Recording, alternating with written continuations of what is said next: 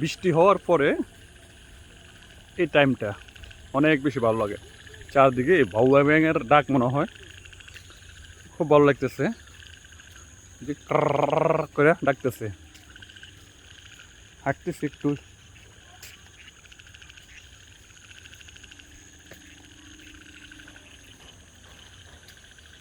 বৃষ্টি হইতেছ, বৃষ্টি আজকে 3 দিন বা 2 দিন আর কি বৃষ্টি। এখন একটু গ্যাপ আছে মোটামুটি, আর খুব চিন্তা করলাম একটু ঘুরে আসি, হাইটে আসি আর কি। হ্যাঁ, খুব সুন্দর জায়গা।